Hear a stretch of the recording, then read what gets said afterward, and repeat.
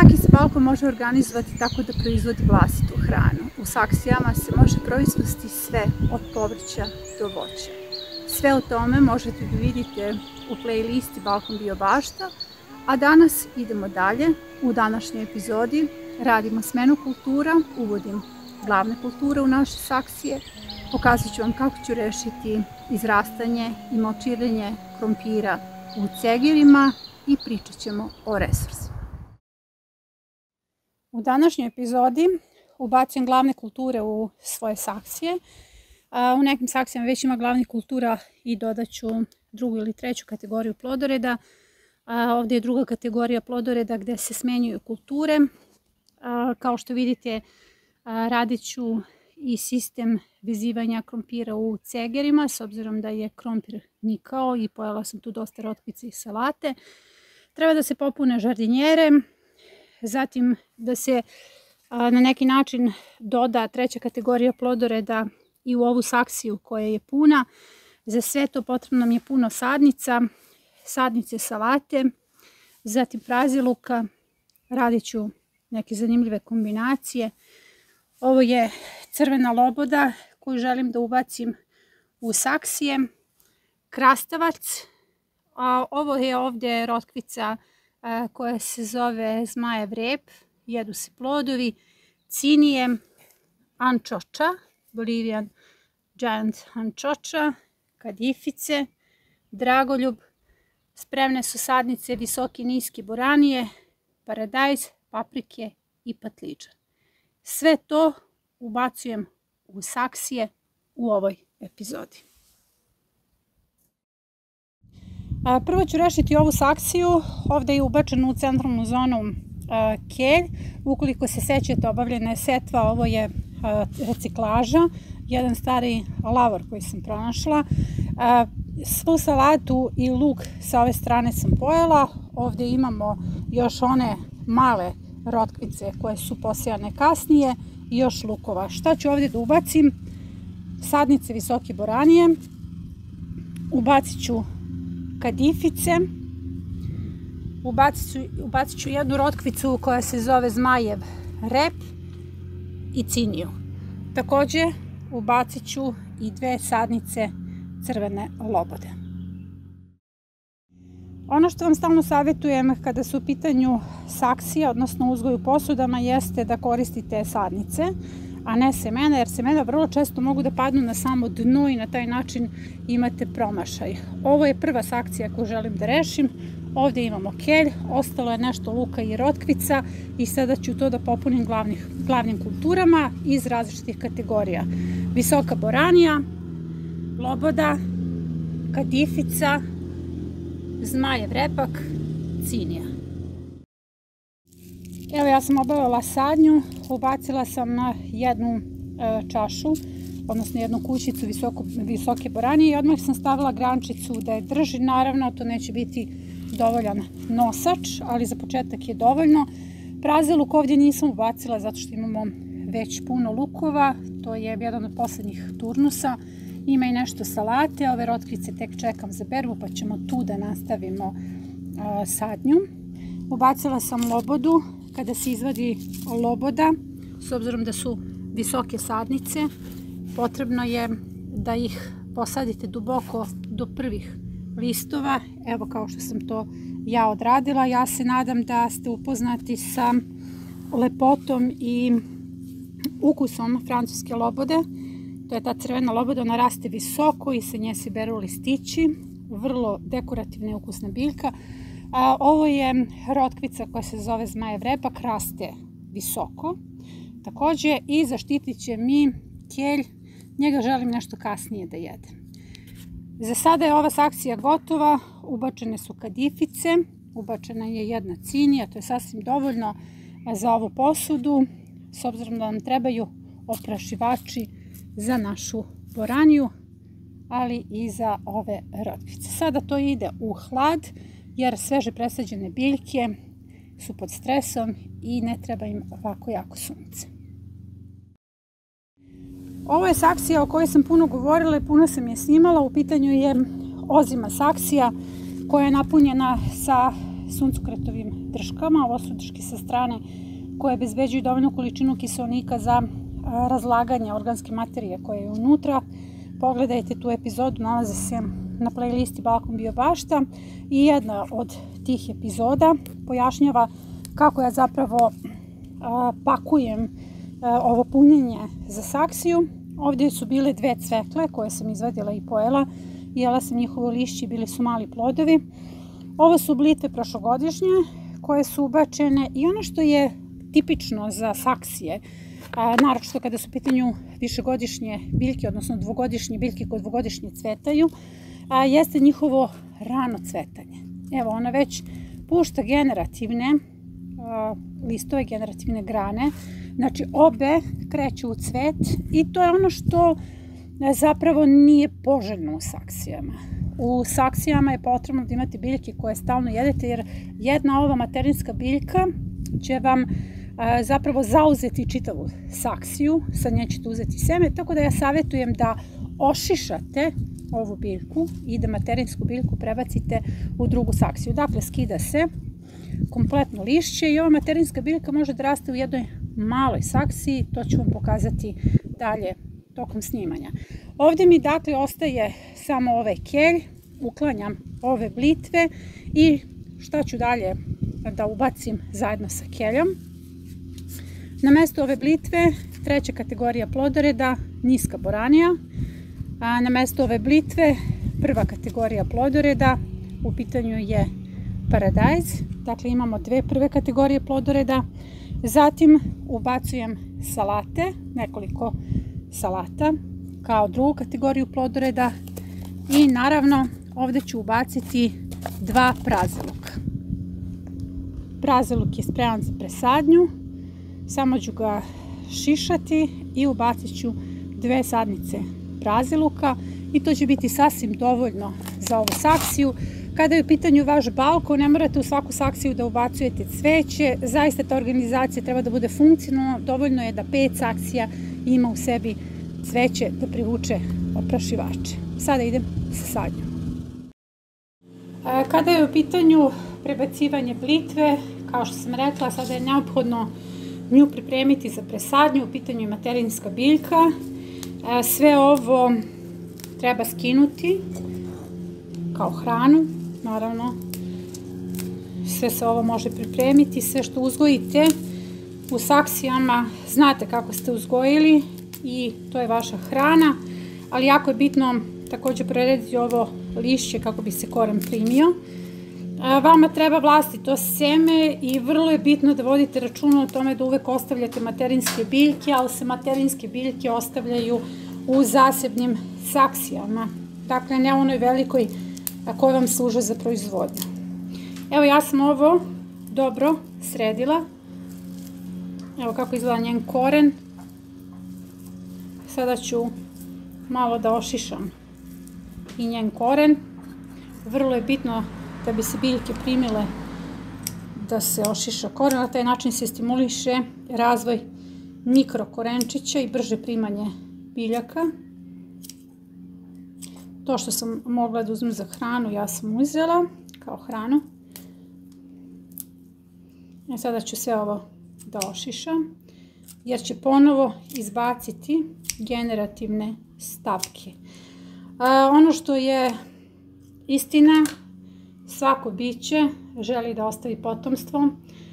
Nažalost, jedino se čovek trudi da ga ne ostavi. Ova blitva će dati seme za moju banku semena. Ovo je sasvim dovoljna saksija da blitva kao materinska biljka raste. Ja sam već pripremila rupu, znači koren mora da ode skroz do dna, tamo gdje je bio. Još malo. I to je to. Na taj način imate i materinsku biljku, a i prostor u svojoj saksiji za druge kulture, jer zaista svaki balkon ima mali prostor, svaka saksija treba da bude u funkciji proizvodnje hrane i potpuno je, rekla bih, bahaćenje sa prostorom da ostavite materinsku biljku da tu raste. Ona sad ima svoje zasebne uslove jer svaka materinska biljka zapravo traži posebnu negu. Ovo je naša majka koju ćemo kupati ljubavlju, koju ćemo hraniti jednom nedeljno kvascem, zato što treba da poraste, treba da bude srećna i da nam da zdrave plodove, odnosno njen plod u ovom slučaju je seme, a seme je embrion biljke, biljka koja spava.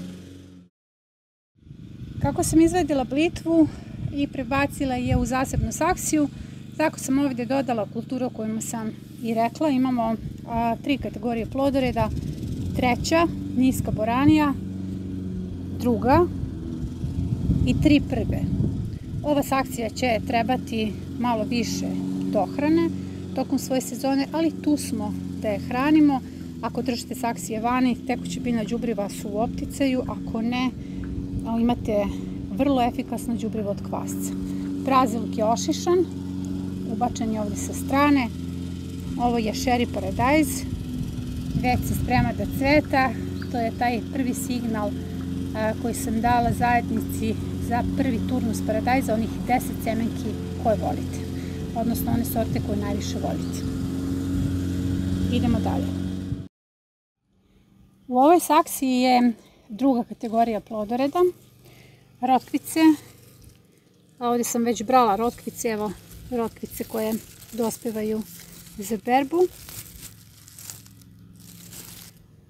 Ovo ću sve ostaviti da još raste, jer trenutno mi ovo ne smeta. Ja sam uklonila rotkvici salate iz središnjeg dela i ovdje planiram da ubacim krastavac. Inače, kada uzgajate na balkonu, vrlo je bitno da vodite računa da unosite u saksije sorte koje su prilagođene saksijama. Ovo je sorta Space Maker. U pitanju je sorta koja raste kao grm, dakle ne razvija one velike vreže i vrlo je rodna. Daje krastavce koji su nešto između kornišona i salatara. Ja ću njega da postavim središnji deo. Ovo ostalo ostaje da raste. Dodat ću još luka, pošto mi ovdje nedostaje luk, pa ću luk da ubodem svuda gdje je prazan prostor. Vodite računa o tome da imate uvek dovoljnu količinu mladog luka i naravno ubacit ću 2 lobode. Ovdje mi je loboda vrlo bitna i kao estetika i kao dodatna hrana. Obožavam krem supu od lobode.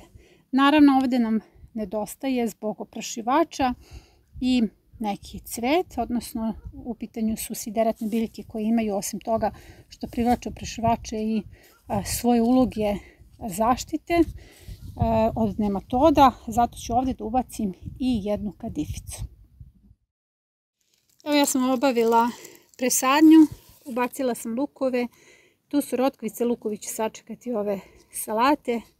Tu je jedna kadifica, inače u jednoj od prethodnih epizoda ja sam ukazala na važnost setve cveća.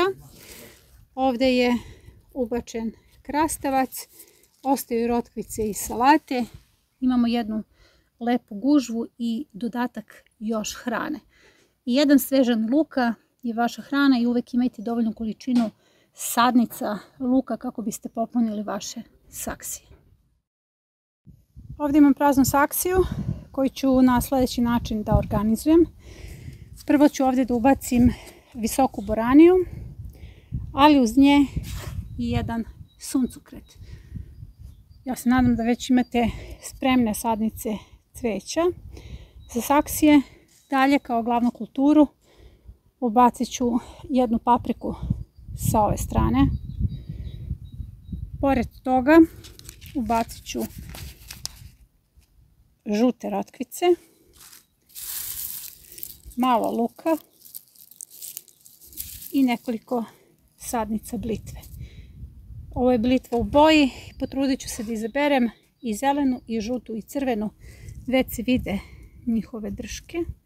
Tačno se vidi da je ovo recimo žuta blitva i evo odmah ću je ubaciti ovdje.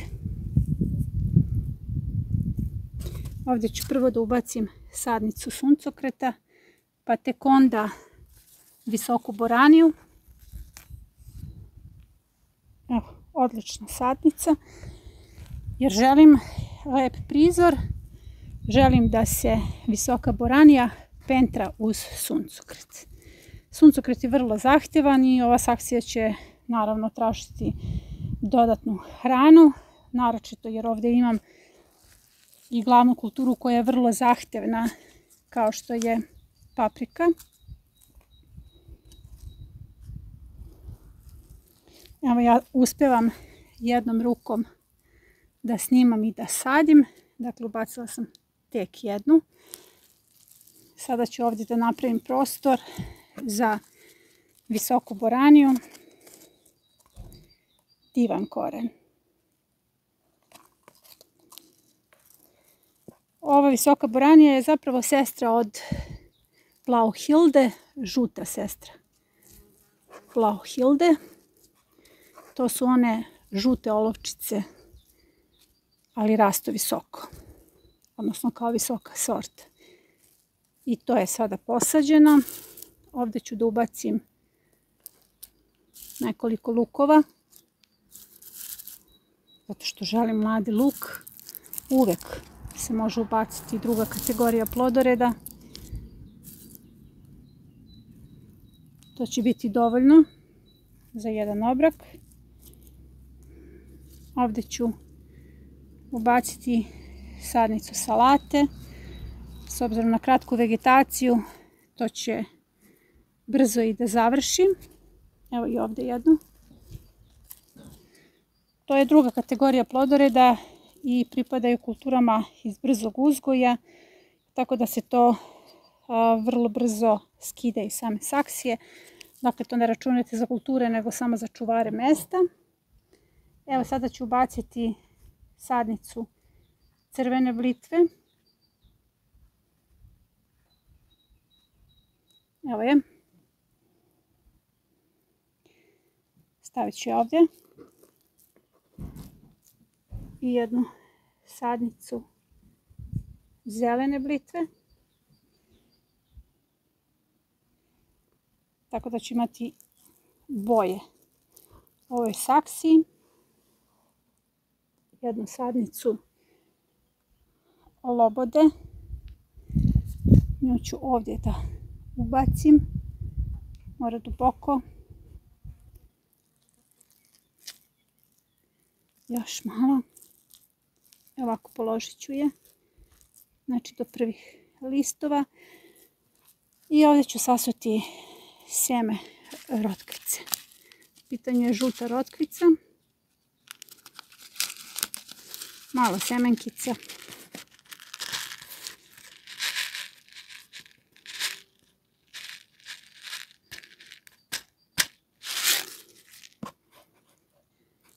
I ova saksija je gotova. Idemo dalje. Imam još jednu praznu saksiju i glavne kulture će ovdje biti ljubičasta niska boranija. Ovdje ću ubaciti dinju. Dinja kiku. To su male dinje koje kada se zrevaju imaju ukus jogurta od kruške. Vrlo zanimljiv ukus i vrlo zanimljiva biljka, s obzirom da ove biljke mogu da se uzgajaju saksijama. Odlično rode zato što su u pitanju mali plodovi. Nju ću staviti ovdje sa strane. Ovdje planiram da ubacim matovilac na traci. Njega ću ovdje da ubacim. Jeste da je kasno za matovilac, ali ja ću pokušati da obezbedim uslove adekvatne za ovu biljku i želim baš da probam matovilac u ovoj fazi. Ovo ću morati da završim sa obema rukama. Ovdje nije sve. Ubacit ću 2 sadnice praziluka. Imam inače nekoliko sorti praziluka i neven. Sada ću sve to da posadim. ovoj maloj žardinjeri imam cvekle, nekoliko salate i par mrkvi. Ovdje planiram da ubacim papriku.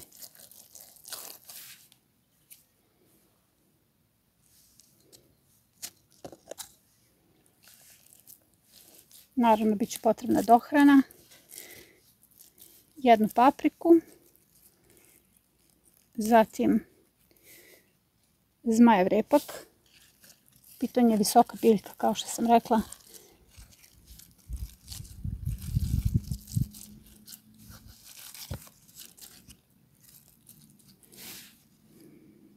I ovdje ću baciti još ciniju.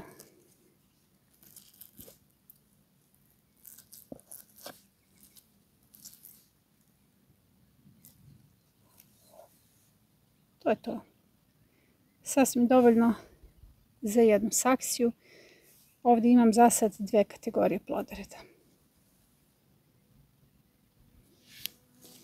Mrkva, rotkvica, zmajev repak, cvekla, salata, paprika i cinija.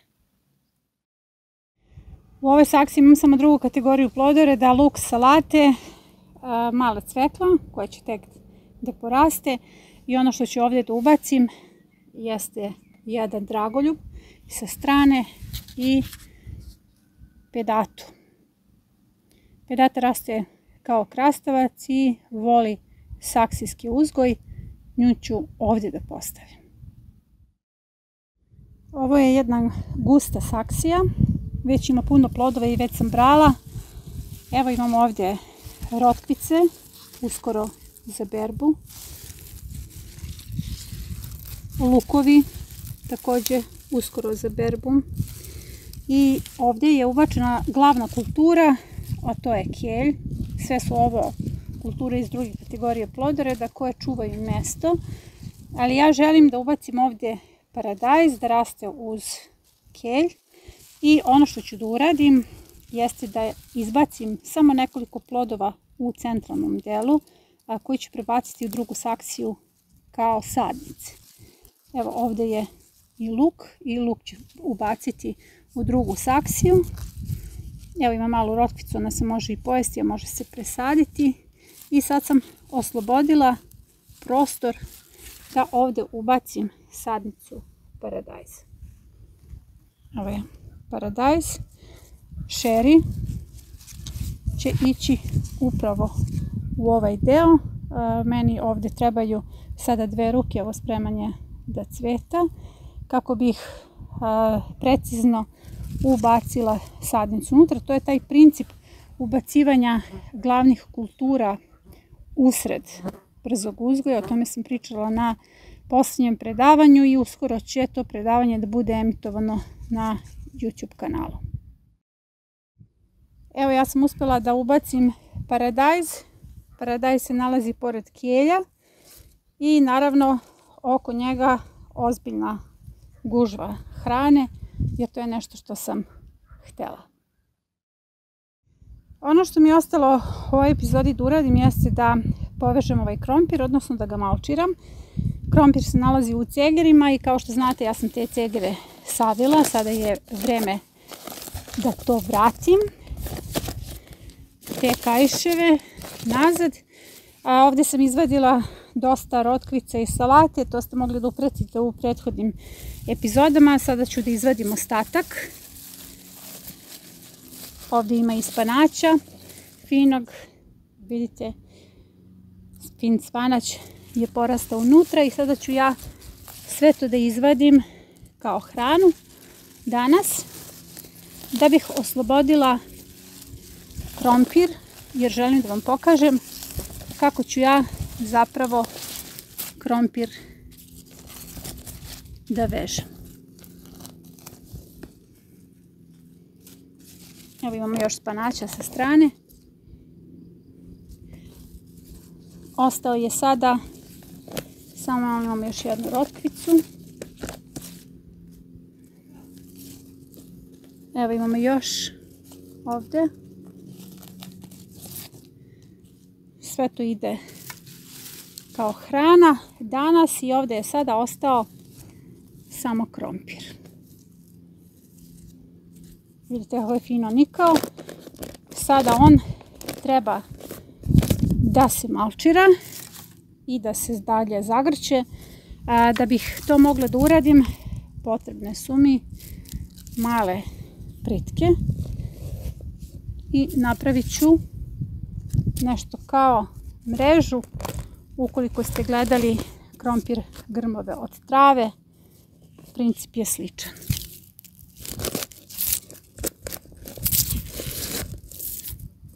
Evo, ja stavljam nosače i treba mi još špaga. Ipak će mi za ovo, evo vidite kako sam ja to napravila. I sada ću da obavijem špagu i moći ću da malčiram ovaj krompir. Krompir je puzavica, on će još da raste do verovatno ovog nivoa, ali jako bitno da malčiram donji deo jer se plodovi očekuju upravo u ovoj etaži. Sada ću da pripremim i naredni ceger.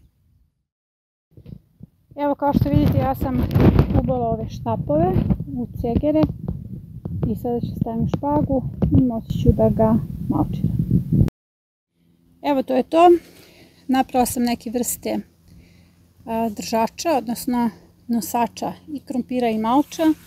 Ovdje sam vezala drške sa strane, zato što će one dodatno da drže malč i sada ću ovaj krompir da malčiram. Krompir je malčiran i ova visina malča će se podizati kako krompir raste, a i krompir ću vezivati za ove špage. Evo, malčirana su oba krompira u cegerima. Vidite, do samog nivoa listova.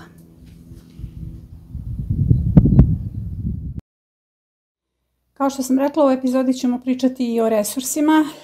Sada je prošao Uskrs i jedan i drugi.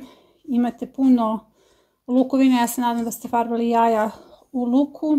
Upravo je lukovina izvor fosfora. Dakle, sve ovo ide u kantu dalje na fermentaciju. Fermentacija traje 3 nedelje, ali to nije dovoljno. Da biste dobili jednu kompletnu hranu za biljku koja se zove NPK, azot, fosfor, kalijum, potrebno je da dodate i izvor kalijuma i azota. Ja sam ovdje kuvala koprivu i maslačak. Sve ću to sada da dodam u jednu šerpu i tome ću dodati ostatke luka i ovo ide na fermentaciju 3 nedelje. Na taj način ste dobili fantastično đubrivo za svoje saksije. Na platformi Trag biljke okupili smo 11 zemalja i više od 100 gradova i svi oni proizvode hranu po biološkim metodama. U najurbanijim delovima grada sadi se krompir. To je tako dobar čin revolucije. Postanite i vi najradikalniji čin otpora. Pozivam vas na neagresivnu građansku neposlušnost. Pozivam vas na baštovanstvo kao platformu kojom se menja planeta. Zapratite kanal.